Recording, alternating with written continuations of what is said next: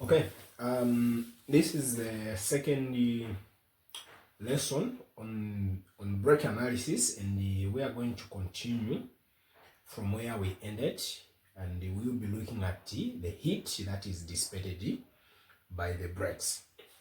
Okay, so the first statement that we are going to officially make is that the energy absorbed by the brakes is equal to the heat dissipated by the brakes. That's what we said actually in the very beginning of the previous lesson. Okay, so we are saying, this is just a recap, energy absorbed by the brakes is equal to the heat dissipated by the brakes. Okay, now here you can use heat dissipated or heat absorbed, but we are specifically looking at the energy absorbed. So energy absorbed, you remember, we are talking about the total energy equal to E1 plus E2 plus E3. So that is the total energy absorbed. It can be in its totality or just singular, depending with how the object you are stopping is moving. Okay, now because what happens here is, as we said earlier, once the energy is absorbed, it is converted into heat. Now that heat needs to be dissipated by the brakes. If it's not dissipated by the brakes, then there is going to be excessive heating in the brake lining, which is literally going to damage your brakes prematurely. So all the energy that has been absorbed is converted into heat. This heat has to be dissipated by the brakes, and that temperature has to be maintained. Okay, so the temperature rise actually in the brake lining is dependent on three things. Number one is the mass of the brake drum. Number two, the braking time. Number three, the heat dissipation capacity of the brake. So what we are saying is temperature rise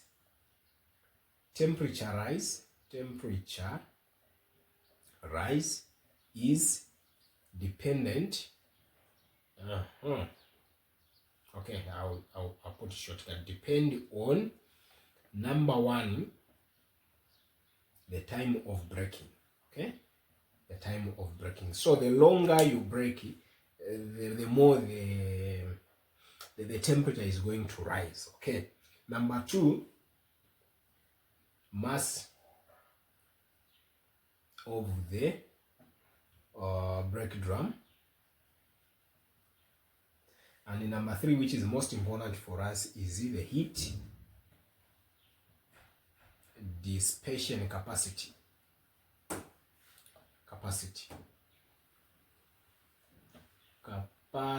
It should be like this: capacity. Okay, heat dissipation capacity. Okay, of the brake. So this heat does not come from anywhere. It comes from the energy absorbed. This is what we are all trying to talk about in the first lesson when we are talking about the energy absorbed by the brakes. Okay, so now it's very important now to look at the equations. You guys need to copy these into your books so that you can revise. Where you have got an issue, you can still come back to these videos. You can pause and copy these down in your books. Okay, so it remains that the energy absorbed is equal to the heat dissipated, okay, or heat generated, whatever. So for heat dissipated, I'm going to use the symbol HD. Heat, D is dissipated. For heat generated,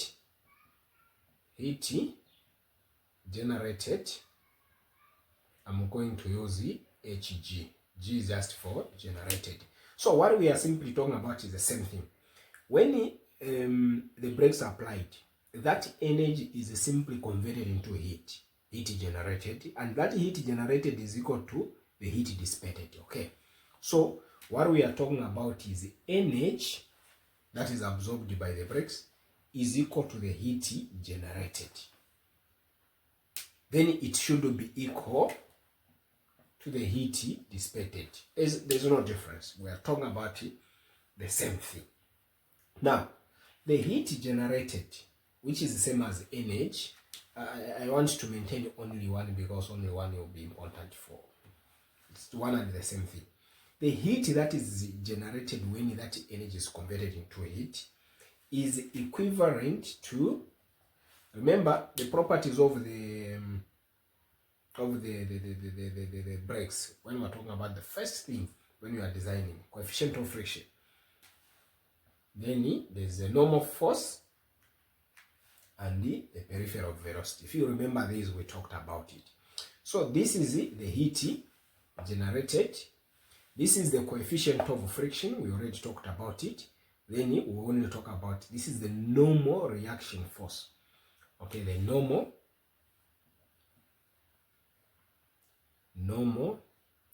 reaction force. So if you have got the wheel that is moving that way and you have got the brake there, once this brake is applied, it's going to press against the wheel there. Then the exact force that is going down here when the wheel applies on top of the wheel drum, that is the normal force. So what we talked about, the tangential force, is actually the force that is going here. We said it's tangential. Then once the brakes are pressed, the opposite force is what we call Rn. Then we already talked about this one to say it's peripheral velocity. So it's very important to understand it in that way. Okay. The other thing that, the other formula perhaps that we needed to talk about before, maybe before even we talk about that one, will be just a summation of all things. What we are talking about is energy, total energy absorbed is equal to the heat generated. Now, it's very important that you always remember that this energy is equal to that one. So it's just dependent whether it's kinetic energy, which is a linear motion, whether it's rotational energy, which is going to have moment of inertia, or it's either energy of falling objects, which is going to have potential energy. Depending on that, then you are going to calculate your equations very correct. Okay. Now, just before we move here, it's very important that in the previous lesson, you remember that we said the tangential force, this one, is equal to that one. Okay. Always remember this. These are important formulas that you should not forget. Okay, of course not this much. I'll just remain with this one. I think this is more important. This one is more important than this. Okay. Now, once the brakes are applied, we are saying this energy that this wheel has is going to be translated into the heat generated. Now, that heat generated, it's actually equal to the heat dissipated, which is same as energy. So in short, you are just playing with the energy. It's kinetic energy, it's translated into heat, it's dissipated into the air and stuff like that. Now, the other important formula is the temperature rise.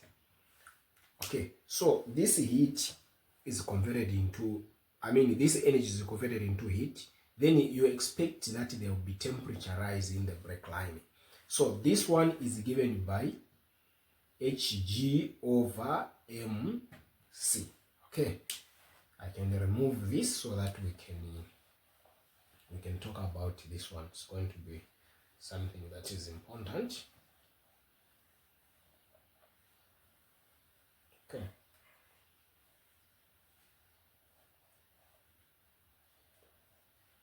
Okay, so now we are saying the temperature rise in the brake line is equal to Hg over mc. Now you guys should remember that Hg is the heat generated, which is equal to the total energy that is absorbed. Now this one, m, M is the mass of the brake drum. Don't forget about this. It's a mass of the brake drum. C is specific heat capacity. Specific heat capacity, usually it's in joules per kilogram. Joules per kilogram degree Celsius. So this is an important equation. This is an important equation, of course, carrying it from the last one. And of course, the one which we just stated, E is equal to Hg. So in case you want to find this, you can't find it without this. You can't find this one without that. That's how they are related. Okay. Then let's talk about the materials for brake lining. Then we solve an example. Materials, the characteristics of the materials for brake lining. These will come as, you know, those marks you have to get maybe 8, 10, 4, depending. So we are saying, I think I can remove this one. Materials for brake lining. Materials for brake lining. These are characteristics. Number one, we can tell that it should have a high coefficient of friction. Okay, that's one of the things. But I want to start with the common one, low wear rate. So the material should not just wear out, otherwise it will not be useful. Okay, so it should have also high heat resistance. High heat resistance. Remember, there's heat that is being generated between the friction surfaces that are breaking. Okay, number 3, low coefficient of thermal expansion. Low coefficient of thermal expansion. We don't want a material that just the little heat that it's given with when energy is converted, it expands and then it won't fit even where it's supposed to fit. So it should not expand so quickly. Okay. Then it should have a high heat dissipation capacity. Dissipation is double S. Dissipation capacity. This is what we are just from talking about. It should be able to dissipate a lot of heat. I think we'll end on number 5, adequate mechanical strength. We can add the 6th one, high coefficient of friction. So these are some of the properties. Of course, in the notes you are going to find a lot of them, but this should be easier for you to memorize. Should be easier for you to write them down if you are asked to do so. So now let's solve this example. This is quite an involving example that will help us understand everything that we have talked about. See? A vehicle of mass 1,200 kg is moving down a hill at a slope of 1 to 5 with a speed of 72 kilometers per hour. It is to be stopped in a distance of 50 meters. If the diameter of the tire is 600 millimeter, determine the average braking torque. That's the first question. To be applied to stop the vehicle. Neglect all frictional resistance except that of the brakes. Okay. If the friction energy is momentarily stored in 20 kg cast iron brake drum, what is the average temperature rise? Question 2. The specific heat capacity of cast iron is 520. Okay. Determine also the minimum coefficient of friction between the tires and the road in order that the wheels do not skid. Assume the weight is distributed equally on all 4 wheels. Okay, very involving question, and we need to break it down. Okay, let's do that. Okay, First of all, we are going to collect data. Number one, what we know is the mass of the vehicle is going to be 1,200 kgs. Okay, what else have we been given? Speed. I think let me write this. Speed is equal to 72 kilometers per hour, which when you convert to meters per second is going to be 20 meters per second. Then we have got the distance, which is 50 meters. Then the radius of the wheel. Where is it? The radius of the wheel is 300 millimeters, which is 0.3 meters. Now we are given diameter, so it's divided by 2. Okay. Then what are we given? The slope, which is 1 to 5. Okay. Then we are given the specific heat capacity to be 520, and the mass of the braking, the drum is 20 kgs. Okay, wonderful. I think we can go on and calculate now. The first question is asking us to find the determine the average braking torque. So it's asking us to find the torque. This is question 1. We know that torque is equal. How did we calculate it? Ft multiplied by R. Not so. That should be very, very easy for us to calculate. Now remember how we found the here we have that one. It is here.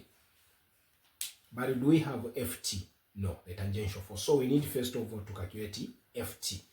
And we know that Ft is equal to E over what? Someone to tell me? Pi dNt, right? Which we said, looking at what we have here, we, of course, this is constant. We have that. We don't have speed and we don't have time. And we said Ft is not a function of time, but a function of velocity, which is distance. Okay. Now, that makes you actually bring it down to say Ft is equal to E over distance, which is 50 meters, which we have there. But we need to find E.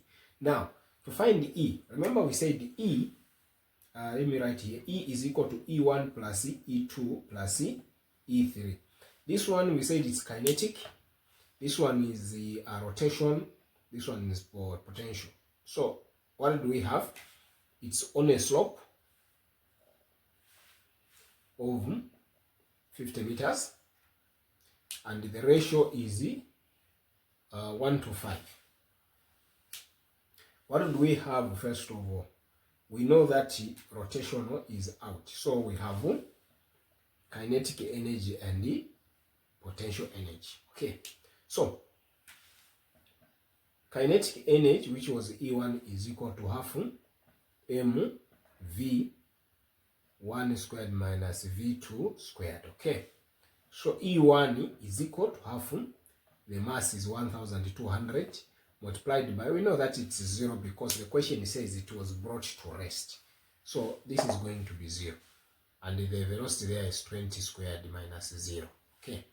So when you punch this into calculator, this is going to be 600. That is going to be 400. So I guess that should give us, what should it give us? Someone to tell us. First one, punch into the calculator. So in my calculator, it's giving me 240,000 joules. Okay, so that is kinetic.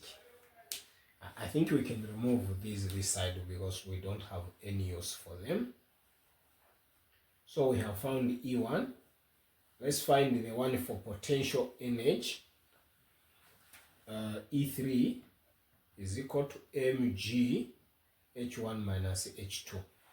Okay, now remember it's moving all the way up to the end of the slope, so we know that h2 is 0. Okay, so E3 is equal to mass is 1,200 times gravity 9.81 multiplied by, now the height is simply the ratio, which is 1 to 5. 1 to 5, which is 1 over 5 times the distance here, which is going to give you 10. I hope that you understand that one. It's a ratio, 1 over 5. So we are trying to look for, I think this should be 1 to 5. Yeah, whatever I put, but this is the ratio that we have, 1 over 5 multiplied by 5. Multiplied by 50, that gives us a 10. So when we multiply this is going to be 12,000 times 9.18. Just put that one in the calculator. Let's check what it will give us. Let me put my calculator. So for me, it's giving me E3 is equal to 117. Where has it gone in my calculator? 117,720 joules. Okay, so we have calculated the two. Then we need now to calculate the total energy, which is equal to E1 plus E3. That should give you 37,720 joules. So that is the total energy that the brakes are going to absorb. This one plus this one. That's the total energy that the brakes are going to absorb. Okay. Now remember, since this one, let me wrap so that we can be writing somewhere, so that you guys should be able to see what I'm doing. Okay, with our smart good small body. This white board. So we said E. Remember what we said, E is equal to Hg. So we know that actually this same energy is the same heat that is being generated once the vehicle comes to rest. But the question is asking us to find the I can also remove this. The question is asking us to find the torque. And how we said we wrote torque here to be torque is equal to Ft multiplied by R. So we have just found E. So remember, we said Ft is equal to E over X. So we have 37,720 over 50. That's what our Ft should be. And if we punch that into the calculator, okay, there's the, I think I miswrote this one. This one should give you 75. I'm just confirming with my calculator. This should give you 7,720. Yes, 75. That was a typo error. 75,720. Okay, yeah. So that is the total energy that you get after adding E1 and E2, kinetic energy and the potential energy. So this one should give you 7154.4 newtons. Okay, that's Ft, right? I can write, I don't want to lose this one. It's just on my calculator, so I need to save it here. 357,720. Okay, then Ft is that one. So now since we have found Ft, I hope you guys are following the stages. First of all, we found E. Now E, we found it by calculating E1 and E3. Then we sum them. That's what gave us that 357,720 joules. Then after that, now we are finding Ft from this formula. This is our Ft. After finding Ft, now we put it into that formula. Right? We put it to that formula. Then we are saying our torque is equal to 7154.4 times 0.3. Let me now punch that into the calculator. So my torque is giving me, torque is equal to 2146.32 Newton meter. That's what it's giving me. So I think I can get this off. Oh no, I've removed my total energy, but I need space. still going to make reference. Okay, so that's how you find torque. Let me just repeat that one. Find the total NH, which is equal to E1 plus E3. Okay, so this one and that one. This one we got it by half mv squared, m1 v2 squared. That's how we got it. This one we got it by mg h1 minus h2. The only tricky part here was finding h. It was a ratio of 1 to 5 times that distance. Okay, so after doing this, the total NH that we found was this one was 357720. That's what we found. After finding this one, then now we needed to find FT using this formula here. Okay, once we found the FT, then we used this formula right here. So we go like that. We go like that. So here, I think we got, let me just make reference. Where did I write it? Did I write it anywhere? Here we found 240,000. Yeah, joules. Then here we found that was 117,720. Okay. Then when we got the total gave us 357720 joules. That's what it gave us. Then after getting this, we are saying now Ft is equal to E over X, which gave us 35,700, it's 375, 720 over 50. That gave us 71, no, 71, 7154.4 newtons. Now, after that, then we know that torque is equal to Ft multiplied by R, which we did 7154.4 multiplied by 0.3. That gave us the torque of, where did I write it? Now I'm losing my numbers. Okay, someone to, should be 21.46.32 Newton meter. So that is, those are the steps that we are following. So that's it. The second question is asking us to find the why is the question? It's asking us to find determine the average braking torque. So we have found that. If the neglect oil resistant, okay.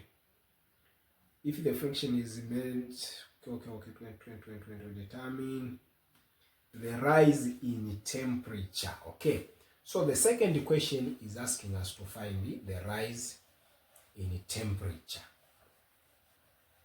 Okay, the rise in temperature. So do you remember the formula for rise in temperature? I think I have got the sunlight coming this side.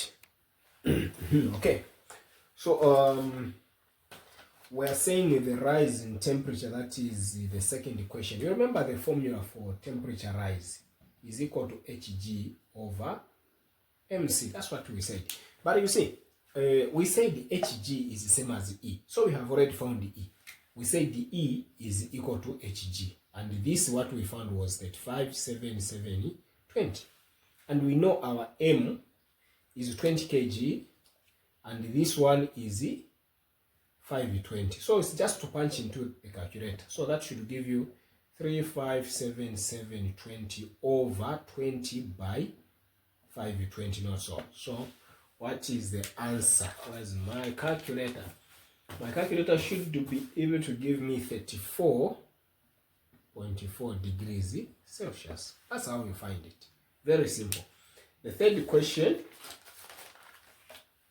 was saying determine the coefficient of friction. Determine the minimum coefficient of friction between me. Okay. Coefficient of friction. Okay. So, see, we say the Ft is equal to mu Rn. I'm sure you remember now these formulas that they are becoming very real. So we are looking for coefficient of friction. So over Rn over Rn. So coefficient of friction is equal to Ft over Rn. We already have Ft, we calculated it. I think we calculated it to be 71, yeah. So Ft was 71 point something. Then Rn. Now Rn is simply, remember we drew something like this. If this is the whole thing, then you have got a force going down here. What is going up here is Rn. Now this one we are given the total weight of the vehicle, which is 1200 kg. Now once we multiply it by 9.8, then the weight is going to be this Rn. I hope you get the point. So let's see. Let's get there. I can remove this.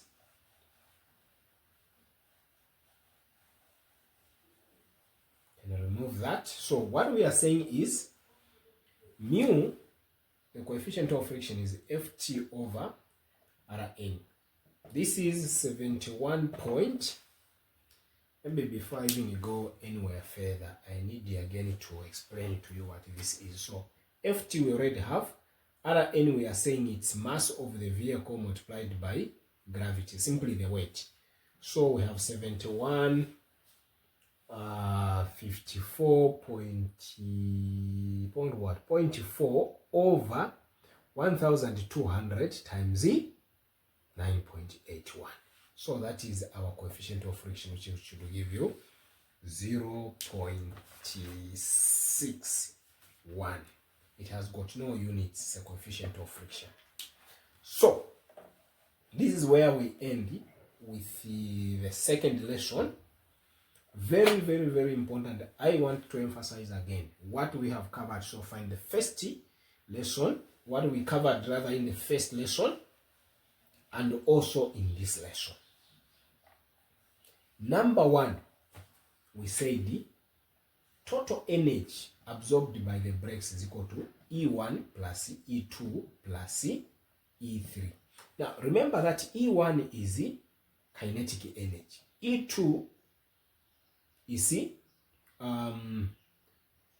rotational energy. I'm putting R. E3 is potential energy. Maybe let me not use this.